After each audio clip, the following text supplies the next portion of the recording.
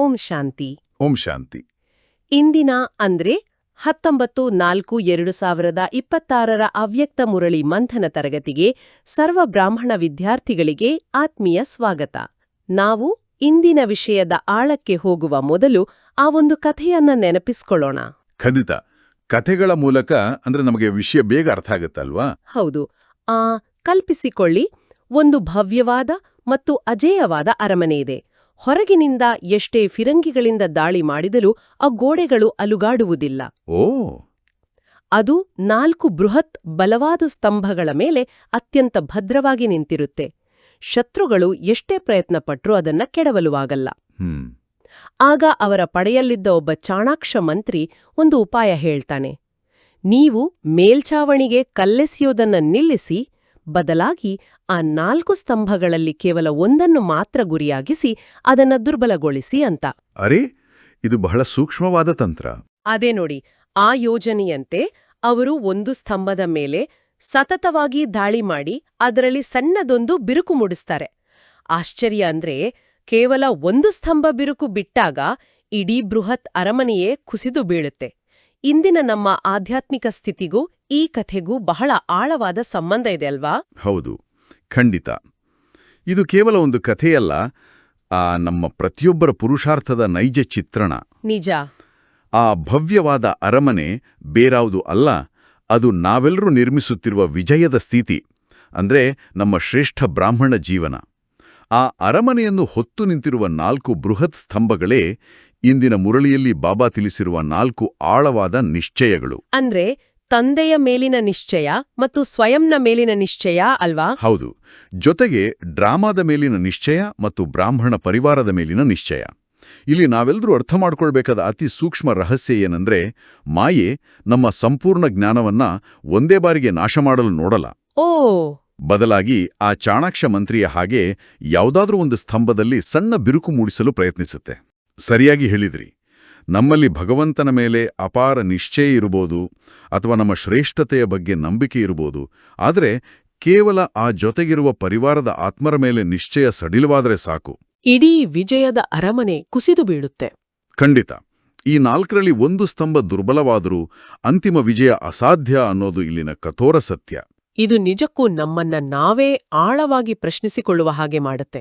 ನಾವೆಲ್ಲರೂ ಭಗವಂತನನ್ನ ಒಪ್ಪುಕೊಂಡಿದ್ದೇವೆ, ಆದರೆ ಸಹೋದರ ಆತ್ಮರ ಮೇಲಿನ ವಿಶ್ವಾಸವೇ ನಮ್ಮ ಸಂಪರ್ಕವನ್ನ ಕಡಿತಗೊಳಿಸಬಹುದು ಅನ್ನೋದು ಒಂದು ದೊಡ್ಡ ಎಚ್ಚರಿಕೆಯ ಗಂಟೆ. ಹೌದು. ಇಂದಿನ ಮುರಳಿಯ ಶೀರ್ಷಿಕೆ ಕೂಡ ಇದೇ ವಿಷಯದ ಸುತ್ತ ಇದೆ. ಶೀರ್ಷಿಕೆ ಹೀಗಿದೆ: ಪರಿವಾರದ ಜೊತೆ ಪ್ರೀತಿಯನ್ನು ನಿಭಾಯಿಸಲು ಜ್ಞಾನಪೂರ್ಣರಾಗಿ ತಂದೆಯ ಸಮಾನ ಸಾಕ್ಷಿತನದ ಸ್ಥಿತಿಯಲ್ಲಿರಿ. ತಂದೆ, ಸ್ವಯಂ, ಡ್ರಾಮಾ ಮತ್ತು ಪರಿವಾರ 4ರಲ್ಲಿ ನಿಶ್ಚಯ ಬುದ್ಧಿಯವರಾಗಿ ವಿಜಯಿಗಳಾಗಿರಿ. ಸಿದ್ಧಾಂತವಾಗಿ ಇದು ಬಹಳ ಅದ್ಭುತವಾಗಿದೆ.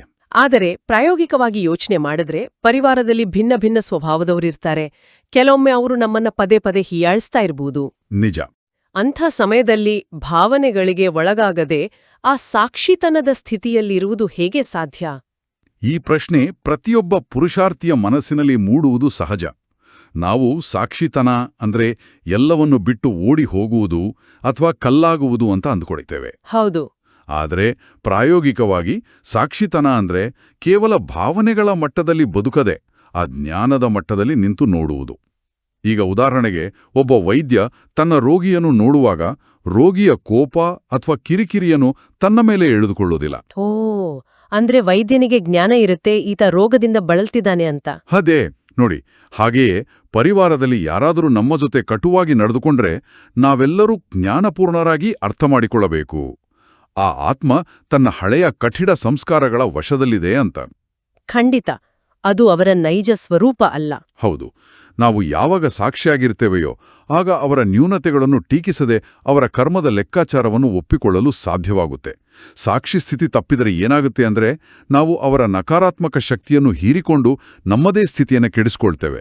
ಅರ್ಥಪೂರ್ಣವಾದ ವಿಶ್ಲೇಷಣೆ ಅಂದ್ರೆ ಸಾಕ್ಷಿತನ ಅನ್ನೋದು ಒಂದು ರಕ್ಷಾ ಕವಚದ ಹಾಗೆ ಕೆಲಸ ಮಾಡುತ್ತೆ. ಈಗ ನಾವು ಈ ರಹಸ್ಯಗಳ ಆಳವನ್ನು ಇನ್ನಷ್ಟು ಅರಿಯಲು ಮುರಳಿಯ ಸಾಲುಗಳನ್ನು ಗಮನಿಸೋಣ. ಮುರಳಿಯ ಮೊದಲ ಭಾಗದಲ್ಲಿ ತಂದೆ ಮಕ್ಕಳ ಸಂಬಂಧ ಮತ್ತು ಖುಷಿಯ ಬಗ್ಗೆ ಒಂದು ಸುಂದರವಾದ ಮಾತಿದೆ. ಹೌದು. ಬಾಬಾ ಹೇಳ್ತಾರೆ, ಇಂದು ಸಮರ್ಥ ತಂದೆಯು ತನ್ನ ಸಮರ್ಥ ಮಕ್ಕಳನ್ನು ನೋಡುತ್ತಿದ್ದೇವೆ, ಏಕೆಂದರೆ ಪ್ರತಿಯೊಂದು ಮಗು ಸ್ನೇಹದಿಂದ ತಂದೆಯ ಸಮಾನರಾಗುವ ಪುರುಷಾರ್ಥ ಬಹಳ ಲಗ್ಗನಿನಿಂದ ಮಾಡುತ್ತಿದ್ದಾರೆ. ಬಾಬಾ ಹೇಳ್ತಾರೆ, ಬಾಪ್ದಾದಾರವರು ಮಕ್ಕಳನ್ನು ನೋಡಿ ಖುಷಿ ಪಡ್ತಾರೆ ಮತ್ತು ಹೃದಯದಲ್ಲಿ ಮಕ್ಕಳ ಗೀತೆಯನ್ನು ಹಾಡ್ತಾರೆ.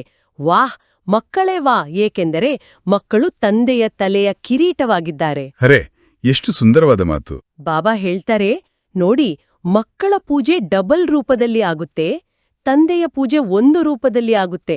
ಅಂದಾಗ ಮಕ್ಕಳು ತಂದೆಗಿಂತಲೂ ತಂದೆಯ ಮೂಲಕ ಮುಂದೆ ಹೋಗ್ತಾರೆ. ಆದ್ದರಿಂದ ತಂದೆಯು ಮಕ್ಕಳ ಪುರುಷಾರ್ಥವನ್ನು ನೋಡಿ ಖುಷಿಯಾಗ್ತಾರೆ. ಇಲ್ಲಿ ನಮಗೆ ಒಂದು ಕುತೂಹಲ ಮೂಡುತ್ತೆ. ಭಗವಂತನೇ ಸರ್ವೋಚ್ಚ, ಆದ್ರೂ ಮಕ್ಕಳ ಪೂಜೆ ಡಬಲ್ ಏಕೆ ಆಗುತ್ತೆ ಅನ್ನೋದರ ಹಿಂದಿನ ಕಾರಣ ಏನು? ಇದೇ ತಂದೆ ಮತ್ತು ಮಕ್ಕಳ ನಡುವಿನ ಅತಿ ಮಧುರವಾದ ಆಧ್ಯಾತ್ಮಿಕ ರಹಸ್ಯ. ಲೌಕಿಕ ಜಗತ್ತಿನಲ್ಲಿಯೂ ಒಬ್ಬ ತಂದೆಗೆ ತನ್ನ ಮಗು ತನಗಿಂತ ಉನ್ನತ ಸ್ಥಾನಕ್ಕೆ ಹೋದ್ರೆ ಅಸೂಯೆ ಆಗೋದಿಲ್ಲ. ಬದಲಾಗಿ ಎದೆಯೊಬ್ಬಿ ಹೆಮ್ಮೆ ಪಡ್ತಾನೆ ಅಲ್ವಾ? ಖಂಡಿತ. ಪರಮಪಿತ ಶಿವಬಾಬಾ ಕೂಡ ಅದೇ ಹೆಮ್ಮೆಯನ್ನು ಇಲ್ಲಿ ವ್ಯಕ್ತಪಡಿಸುತ್ತಿದ್ದಾರೆ. ತಂದೆಯ ಪೂಜೆ ಕೇವಲ ಸಿಂಗಲ್ ರೂಪದಲ್ಲಿ, ಅಂದ್ರೆ ನಿರಾಕಾರ ಶಿವಲಿಂಗದ ರೂಪದಲ್ಲಿ ಮಾತ್ರ ಆಗುತ್ತೆ. ಏಕೆಂದರೆ ಭಗವಂತನೆಂದಿಗೂ ಶರೀರವನ್ನು ಧಾರಣೆ ಮಾಡಿ ಕರ್ಮಬಂಧನಕ್ಕೆ ಒಳಪಡೋದಿಲ್ಲ. ಆದರೆ ಮಕ್ಕಳಾದ ನಮ್ಮ ಪೂಜೆ ಡಬಲ್ ರೂಪದಲ್ಲಿ ಆಗುತ್ತೆ. ಮೊದಲನೇದು, ನಾವು ಸತ್ಯಯುಗದಲ್ಲಿ ದೇವತೆಗಳಾದಾಗ ನಮ್ಮ ಸಾಕಾರ ಮೂರ್ತಿಗಳ ಪೂಜೆ ಆಗುತ್ತೆ. ಹೌದು. ಎರಡನೇದು, ಸಂಗಮಯುಗದಲ್ಲಿ ನಾವು ಮಾಡುವ ತಪಸ್ಸಿನ ಸ್ಮರಣಾರ್ಥವಾಗಿ ನಿರಾಕಾರ ಸಾಲಿಗ್ರಾಮದ ರೂಪದಲ್ಲಿಯೂ ಪೂಜೆ ಆಗುತ್ತೆ. ವಾವ್! ಅಂದ್ರೆ ನಾವು ತಂದೆಗಿಂತಲೂ ಮುಂದೆ ಹೋಗಿ ಈ ಸೃಷ್ಟಿಯ ಆಡಳಿತವನ್ನ ನಡೆಸ್ತೇವೆ. ಹೌದು.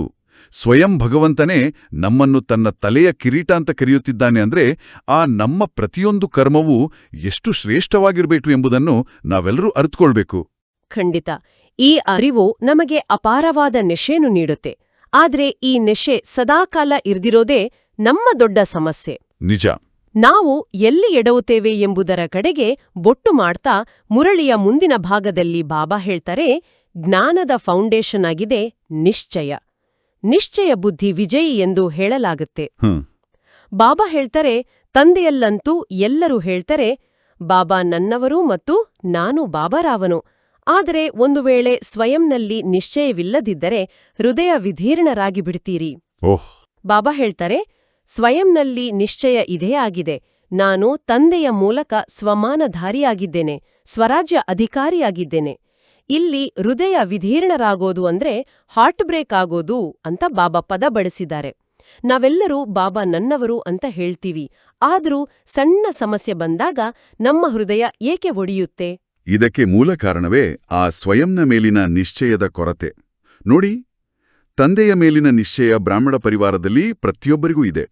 ಯಾರು ಬೇಕಾದರೂ ಶಿವಬಾಬಾ ನನ್ನವರಂತ ಭಾವುಕರಾಗಿ ಹೇಳ್ಬಹುದು. ಹೌದು.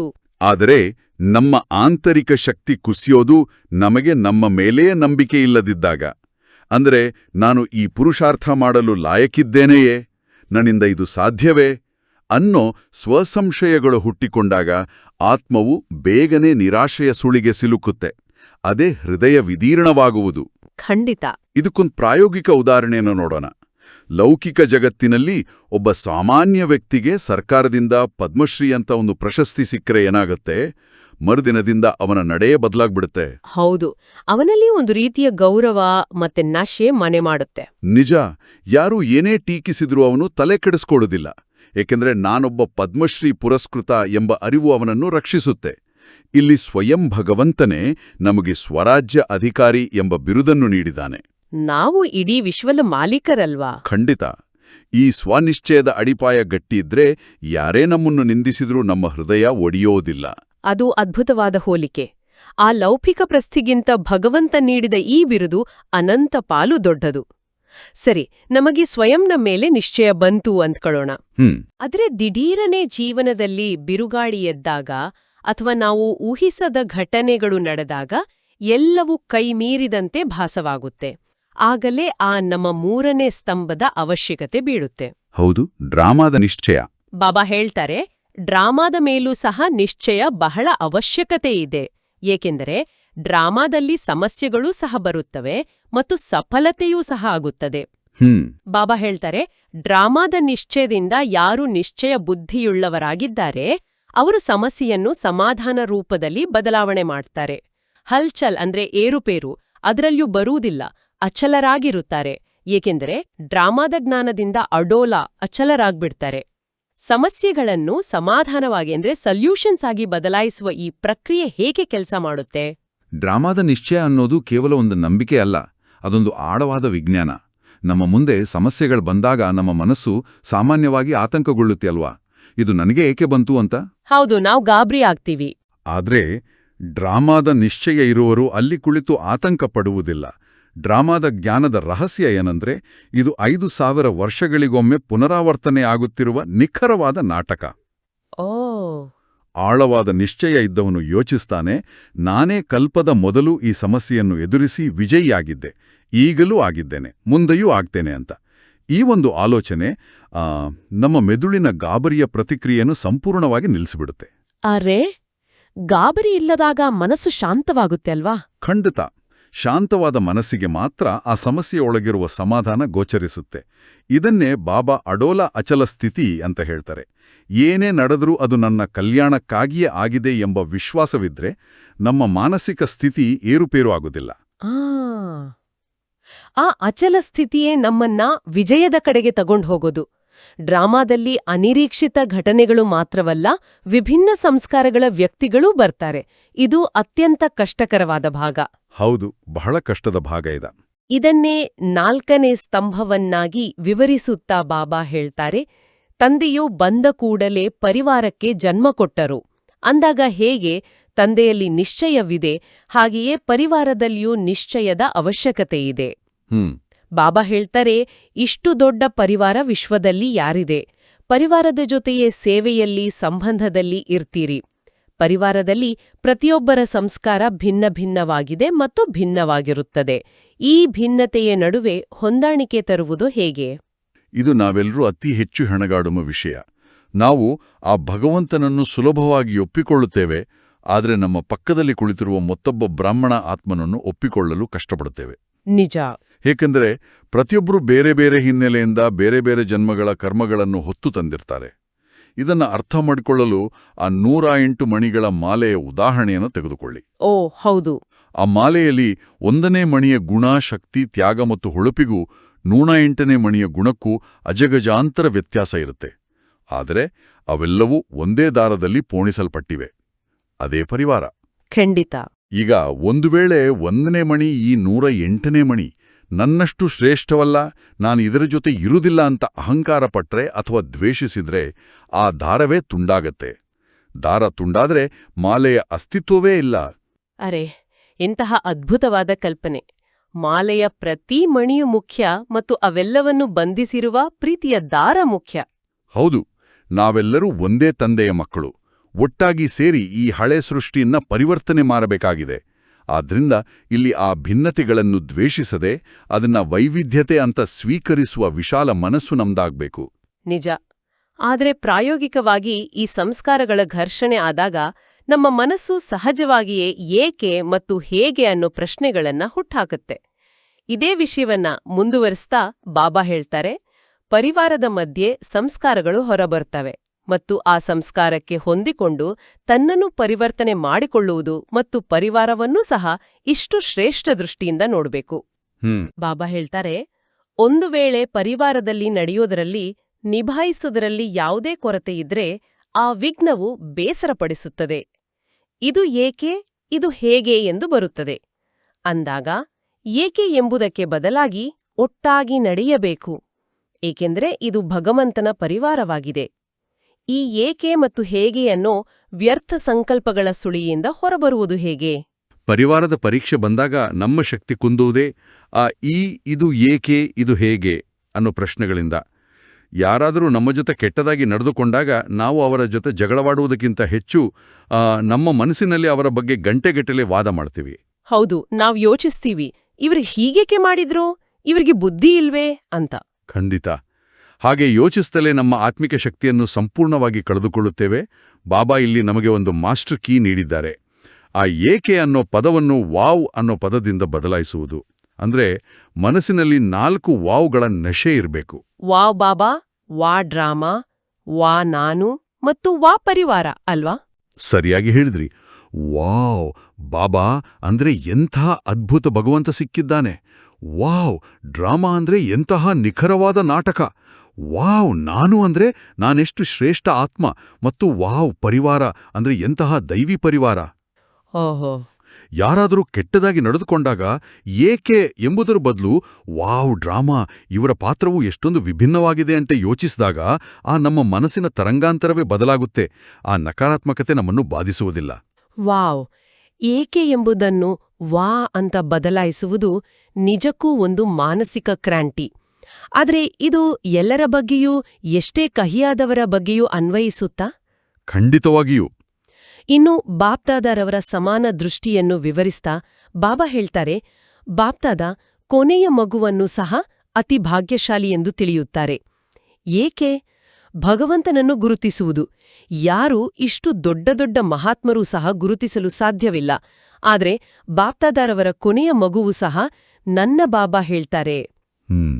ಬಾಬಾ ಹೇಳ್ತಾರೆ, ಬಾಪ್ದಾದರವರು ಎಲ್ಲಾ ಸೇವಾ ಕೇಂದ್ರದ ಮಕ್ಕಳಿಗೆ ಕೊನೆಯವರಾಗಿದ್ದರೂ ಸಹ ತನಗೆ ಪ್ರಿಯರೆಂದು ಹೇಳಿ ನಡೆಸಿದರು. ಇವರು ಕಹಿಯಾಗಿದ್ದಾರೆ ಎಂದು ಗೊತ್ತಿದೆ, ಆದ್ರೆ ಮಧುರರು ಮತ್ತು ಕಹಿಯಾದವರು ಎಂದು ಎಂದಾದರೂ ನೆನಪು ಪ್ರೀತಿಯಲ್ಲಿ ಕೊಟ್ಟಿದ್ದೇವೆಯಾ? ಅವರನ್ನು ಸಹ ಮುದ್ದಾಗಿರುವರೆಂದು ಹೇಳುತ್ತೇವೆ. ಈ ರೀತಿ ಎಲ್ಲರನ್ನೂ ಮುದ್ದಾಗಿ ನೋಡುವುದು ಹೇಗೆ ಸಾಧ್ಯ?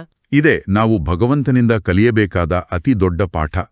ಭಗವಂತ ಆ ಮನುಷ್ಯರಂತೆ ಮೇಲು ಕೀಳು, ಸಿಹಿ ಕಹಿ ಅಂತ ತಾರತಮ್ಯ ಮಾಡುವುದಿಲ್ಲ. ಇಂದು ಸೇವಾ ಕೇಂದ್ರಗಳಲ್ಲಿ ಅನೇಕ ಜನರಿದ್ದಾರೆ, ಎಲ್ಲರ ಸ್ವಭಾವ ಒಂದೇ ಇರುವುದಿಲ್ಲ. ಆದರೆ ಬಾಬಾ ಎಲ್ಲರನ್ನೂ ಮಧುರರು ಅಂತಲೇ ನೋಡ್ತಾರೆ. ಹೌದು. ಇದಕ್ಕೆ ಅತ್ಯುತ್ತಮ ಪ್ರಾಯೋಗಿಕ ಉದಾಹರಣೆ ಅಂದ್ರೆ ಸ್ವಯಂ ಸಾಕಾರ ಬ್ರಹ್ಮಬಾಬಾರವರ ಜೀವನ ಅಲ್ವಾ? ಖಂಡಿತ. ಬ್ರಹ್ಮಬಾಬಾ ಯಜ್ಞದ ಆರಂಭದಲ್ಲಿ ಆ 350ರಿಂದ 400 ಜನರನ್ನು ಒಟ್ಟಿಗೆ ನಿಭಾಯಿಸಿದ್ರು. ಅವರೆಲ್ಲರ ಸಂಸ್ಕಾರಗಳು ವಿಭಿನ್ನವಾಗಿದ್ದವು. ಕೆಲವರಂತೂ ವಿರೋಧಿಸಿ ಜಗಳವಾಡಿ ಯಜ್ಞ ಬಿಟ್ಟು ದೂರ ಹೋದ್ರು. ಆದರೆ ಬ್ರಹ್ಮಬಾಬಾ ಯಾರು ತಮ್ಮನ್ನು ವಿರೋಧಿಸಿ ಹೋದ್ರೂ ಅವರಿಗೂ ಪ್ರೀತಿಯಿಂದ ಸಿಹಿಯಾದ ಟೋಲಿಯನ್ನು ಕಳುಹಿಸಿಕೊಟ್ಟು ಆಹ್ವಾನ ನೀಡುತ್ತಿದ್ರು. ಅವರ ರಹಸ್ಯ ಏನು? ಬ್ರಹ್ಮಬಾಬಾ ಎಂದಿಗೂ ವ್ಯಕ್ತಿಯ ಕಹಿಯಾದ ಸಂಸ್ಕಾರವನ್ನು ನೋಡ್ಲಿಲ್ಲ. ಬದಲಾಗಿ ಆ ಸಂಸ್ಕಾರದ ಹಿಂದಿರುವ ಮೂಲ ಪವಿತ್ರ ಆತ್ಮವನ್ನು ನೋಡಿದ್ರು. ಸರಿಯಾಗಿ ಹೇಳಿದ್ರಿ. ಕೆಟ್ಟವರನ್ನು ನೋಡಿ ನಾವು ನಮ್ಮ ಸಂಸ್ಕಾರವನ್ನು ಕೆಡಿಸ್ಕೊಳ್ಬಾರ್ದು. ಬದಲಾಗಿ ನಮ್ಮ ಮುದ್ದಾದ ದೃಷ್ಟಿಯಿಂದ ಅವರ ಕಹಿಯನ್ನು ಕರಗಿಸಬೇಕು. ನಿಜಕ್ಕೂ ಬ್ರಹ್ಮಬಾಬಾರವರ ಆ ವಿಶಾಲ ಹೃದಯ ನಮಗೆಲ್ಲರಿಗೂ ದಾರಿದೀಪ. ನಾವು ನಮ್ಮ ಸಣ್ಣಪುಟ್ಟ ಘರ್ಷಣೆಗಳಲ್ಲಿಯೇ ಮುಳುಗಿದ್ರೆ ಸಮಯ ಕೈಮೀರಿ ಹೋಗುತ್ತೆ. ವಾಣಿಯ ಅಂತಿಮ ಭಾಗದಲ್ಲಿ ಅತಿ ಮುಖ್ಯವಾದ ಎಚ್ಚರಿಕೆಯೊಂದನ್ನು ನೀಡುತ್ತಾ ಬಾಬಾ ಹೇಳ್ತಾರೆ, ವಿನಾಶದ ತಯಾರಿಗಳಾಗುತ್ತಿದ್ದರೂ ಸಹ ಈಗ ವಿನಾಶವನ್ನು ತಡೆಯಲಾಗಿದೆ. ಬಾಬಾ ಹೇಳ್ತಾರೆ, ಪ್ರಕೃತಿಯೂ ಸಹ ತಂದೆಯ ಬಳಿ ಬರುತ್ತದೆ, ನನಗೆ ಬಹಳ ಹೊರೆಯಾಗಿ ಬಿಟ್ಟಿದೆ ಎಂದು. ಮಾಯೆಯೂ ಸಹ ಹೇಳುತ್ತದೆ, ನನ್ನ ಪಾತ್ರವೂ ಈಗ ಹೋಗುವಂತಿದೆ. ಆದರೆ ಬ್ರಾಹ್ಮಣ ಪರಿವಾರದಲ್ಲಿ ಇಂತಹ ಮಕ್ಕಳೂ ಸಹ ಇದ್ದಾರೆ, ಚಿಕ್ಕ ಮಾತಿನಲ್ಲಿಯೂ ನನ್ನ ಜೊತೆಗಾರರಾಗಿ ಬಿಡ್ತಾರೆ. ಬಾಬಾ ಹೇಳ್ತಾರೆ, ಇದಕ್ಕಾಗಿ ಈ ಡ್ರಿಲ್ ಮಾಡಿ 24 ಬಾರಿ ಮಾಡಬೇಕು. ರಾತ್ರಿ ಮತ್ತು ಹಗಲು ಸೇರಿ 24 ಗಂಟೆ ಆಗಿದೆ ಮತ್ತು 24 ಬಾರಿ ಮಾಡಬೇಕಾಗಿದೆ. ನಿದ್ರೆಯ ಸಮಯದಲ್ಲಿ ನಿದ್ರೆಯನ್ನು ಬೆಲೆ ಮಾಡಿ. ಇಲ್ಲಿ ಪ್ರಕೃತಿಯೇ ಹೊರೆಯಾಗಿದೆ ಅಂತ ಹೇಳ್ತಿರೋದು ನಮ್ಮನ್ನ ಬೆಚ್ಚಿ ಬೀಳಿಸತ್ತೆ. ನಾವು ಇನ್ನೂ ಸಿದ್ಧರಿಲ್ವೇ? ಇದೇ ನಾವು ಎಚ್ಚೆತ್ತುಕೊಳ್ಬೇಕಾದ ಸಮಯ. ಪ್ರಕೃತಿ ಮತ್ತು ಮಾಯಾ ಇವೆರಡೂ ತಮ್ಮ ಕೆಲಸವನ್ನು ಮುಗಿಸಲು ಎವರೆಡಿಯಾಗಿವೆ. ಅಂದ್ರೆ ವಿನಾಶದ ಎಲ್ಲಾ ತಯಾರಿಗಳಾಗಿವೆ. ಹೌದು. ಆದರೆ ತಂದೆ ಆ ವಿನಾಶವನ್ನು ತಡೆದು ನಿಲ್ಲಿಸಿದ್ದಾರೆ. ಏಕೆಂದರೆ ಬ್ರಾಹ್ಮಣ ಮಕ್ಕಳಾದ ನಾವು ಯಾರಿಗೆ ಈ ಇಡೀ ವಿಶ್ವವನ್ನು ಉದ್ಧಾರ ಮಾಡುವ ಜವಾಬ್ದಾರಿ ಇದೆಯೋ ನಾವೇ ಇನ್ನೂ ತಯಾರಾಗಿಲ್ಲ. ನಾವು ಇನ್ನೂ ಇವರು ನನಗೇಕೆ ಹೀಗೆ ಹೇಳಿದರು, ನನಗೆ ಗೌರವ ಸಿಗಲಿಲ್ಲ ಅನ್ನೋ ಸಣ್ಣಪುಟ್ಟ ವಿಷಯಗಳಲ್ಲಿಯೇ ಮಾಯೆಯ ಜೊತೆಗಾರರಾಗಿದ್ದೇವೆ. ಖಂಡಿತ. ನಾವು ದುಃಖಿ ಆತ್ಮಗಳಿಗೆ ಮುಕ್ತಿಯ ಸಂದೇಶವನ್ನು ಕೊಟ್ರೆ ಮಾತ್ರ ನಮಗೆ ಜೀವನ್ಮುಕ್ತಿಯ ಆಸ್ತಿ ಸಿಗುತ್ತೆ. ಆ ಎವರಿಡಿ ಸ್ಥಿತಿ ಬರಲು ಬಾಬಾ ನಮಗೆ ದಿನದಲ್ಲಿ 24 ಬಾರಿ ಡ್ರಿಲ್ ಮಾಡಲು ಹೇಳಿದ್ದಾರೆ. ಅಂದ್ರೆ ಆ ನಿದ್ರೆಯ 6-7 ಗಂಟೆಗಳನ್ನು ಬಿಟ್ಟು ಎಚ್ಚರವಾಗಿರುವ ಪ್ರತಿಯೊಂದು ಗಂಟೆಗೊಮ್ಮೆ ಮಾಡಬೇಕು. ಹೌದು. ಕೇವಲ 1 ನಿಮಿಷ ನಮ್ಮ ಎಲ್ಲ ಲೌಕಿಕ ಯೋಚನೆಗಳಿಂದ ಡಿಟ್ಯಾಚ್ ಆಗಿ ನಾನೊಂದು ಜ್ಯೋತಿರ್ಬಿಂದು ಆತ್ಮ ಅನ್ನೋ ಸಾಕ್ಷಿ ಸ್ಥಿತಿಯಲ್ಲಿ ನಿಲ್ಲುವ ಅಭ್ಯಾಸ ಮಾಡಬೇಕು. ಈ ಡ್ರಿಲ್ ನಮ್ಮನ್ನು ಯಾವುದೇ ಪರಿಸ್ಥಿತಿಗೆ ತಕ್ಷಣ ಹೊಂದಿಕೊಳ್ಳುವಂತೆ ಮಾಡುತ್ತೆ. ಅತ್ಯಂತ ಎಚ್ಚರಿಕೆಯ ನುಡಿಗಳು. ಮುರಳಿಯ ಈ ಸಂಪೂರ್ಣ ಸಾಲಿನ ಮಂಥನದ ನಂತರ ನಾವೆಲ್ಲರೂ ನಮ್ಮ ದೈನಂದಿನ ಜೀವನದಲ್ಲಿ ಅಳವಡಿಸಿಕೊಳ್ಳಬೇಕಾದ ಮುಖ್ಯ ಧಾರಣಾ ಅಂಶಗಳ ಕಡೆಗೆ ಬರೋಣ. ಇಂದಿನ ಮುರಳಿಯಿಂದ ನಾವು ಪ್ರಾಯೋಗಿಕವಾಗಿ ಏನನ್ನು ಧಾರಣೆ ಮಾಡಬೇಕು? ಇಂದಿನ ಬಹುಮುಖ್ಯ ಧಾರಣೆ ಅಂದ್ರೆ ಆ ದೃಷ್ಟಿಕೋನದ ಬದಲಾವಣೆ. ಪರಿವಾರದಲ್ಲಿ ನಾವು ಬೇರೆಯವರ ಕೆಟ್ಟ ಸಂಸ್ಕಾರಗಳನ್ನು ನೋಡಿದಾಗ ಅವರನ್ನು ಟೀಕಿಸುವ ಅಥವಾ ತಿದ್ದಲು ಹೋಗುವ ಬದಲು ನನ್ನ ಸಂಸ್ಕಾರ ಏನಾಗಿದೆ, ನಾನು ಸಾಕ್ಷಿಯಾಗಿದ್ದೇನೆಯೇ ಅಂತ ನಮ್ಮನ್ನು ನಾವು ಪರೀಕ್ಷಿಸಿಕೊಳ್ಳಬೇಕು. ಖಂಡಿತ. ಅನ್ಯರ ದೋಷವನ್ನು ನೋಡಿ ಅವರ ಬಗ್ಗೆ ಅಸಮಾಧಾನ ಇಟ್ಕೊಂಡು ನಾವು ಕೆಟ್ಟವರಾಗಬಾರ್ದು ಅಲ್ವಾ? ಹೌದು. ಎಷ್ಟೇ ಕಹಿಯಾದವರಿದ್ರೂ ದೊಡ್ಡ ಹೃದಯವನ್ನು ಇಟ್ಟುಕೊಂಡು ಎಲ್ಲರ ಜೊತೆ ಪ್ರೀತಿಯಿಂದ ಹೊಂದಿಕೊಂಡು ನಡೆಯುವ ಕಲೆ ಅಂದ್ರೆ ಆ ಅಡ್ಜಸ್ಟ್ ಆಗುವ ಗುಣವನ್ನು ಮೈಗೂಡಿಸಿಕೊಳ್ಳುವುದೇ ಇಂದಿನ ಅತಿ ದೊಡ್ಡ ಧಾರಣೆ. ನಿಜ. ಇನ್ನು ಇಂದಿನ ವರದಾನದ ಕಡೆಗೆ ಬರೋಣ. ವರದಾನ ಹೀಗಿದೆ: ವಿಧಾತನ ಜೊತೆ ವರದಾತ ಆಗಿದ್ದು ಸರ್ವ ಆತ್ಮರುಗಳಲ್ಲಿ ಬಲ ತುಂಬುವಂತಹ ದಯಾಹೃದಯಿ ಭವ. ಇಲ್ಲಿ ವಿಧಾತ ಮತ್ತು ವರದಾತ ನಡುವಿನ ಸೂಕ್ಷ್ಮ ವ್ಯತ್ಯಾಸ ಏನು? ನಾವು ಪ್ರಾಯೋಗಿಕವಾಗಿ ಹೇಗೆ ವರದಾತ ಆಗಬಹುದು? ಇದು ಬಹಳ ಸುಂದರವಾದ ಪ್ರಶ್ನೆ. ವಿಧಾತ ಅಂದ್ರೆ ಆ ಜ್ಞಾನವನ್ನು ನೀಡುವವನು. ನಾವು ಎಲ್ಲರಿಗೂ ಆತ್ಮ ಪರಮಾತ್ಮ ಡ್ರಾಮಾದ ಬಗ್ಗೆ ಚೆನ್ನಾಗಿ ಭಾಷಣ ಮಾಡಬಹುದು, ತಿಳಿಸಬಹುದು. ಹೌದು. ಆದರೆ ಕೇವಲ ಜ್ಞಾನ ನೀಡಿದರೆ ಸಾಲದು. ಕೆಲವರು ಜ್ಞಾನವನ್ನು ಅರ್ಥ ಮಾಡ್ಕೊಳ್ತಾರೆ, ಆದರೆ ಅದನ್ನ ಅಳವಡಿಸಿಕೊಳ್ಳುವ ಶಕ್ತಿ, ಧೈರ್ಯ ಅವರಲ್ಲಿ ಇರೋದಿಲ್ಲ. ಅಂಥ ದುರ್ಬಲ ಆತ್ಮಗಳಿಲೆ ನಮ್ಮ ಕಣ್ಣುಗಳ ಮೂಲಕ, ನಮ್ಮ ಶುಭಭಾವನೆ ಮತ್ತು ಶುಭಕಾಮನೆಯ ಪ್ರಕಂಪನಗಳ ಮೂಲಕ ಅಗೋಚರ ಶಕ್ತಿಯನ್ನು ತುಂಬುವುದೇ ವರದಾತ ಆಗುವುದು. ವಾವ್! ಅಂದ್ರೆ ನಾವು ನಮ್ಮ ಒಳಗಿನ ದಯಾಹೃದಯದಿಂದ ಇತರರ ಒಳಿತನ್ನೇ ಬಯಸಿದಾಗ ಆ ಶಕ್ತಿ ಅವರಲ್ಲಿ ಜ್ಞಾನವನ್ನು ಆಚರಣೆಗೆ ತರುವ ಬಲವನ್ನು ತುಂಬುತ್ತೆ. ಖಂಡಿತವಾಗಿಯೂ. ಇನ್ನು ಇಂದಿನ ಮುರಳಿಯ ಸ್ಲೋಗನ್ ಕಡೆ ಗಮನ ಹರಿಸೋಣ.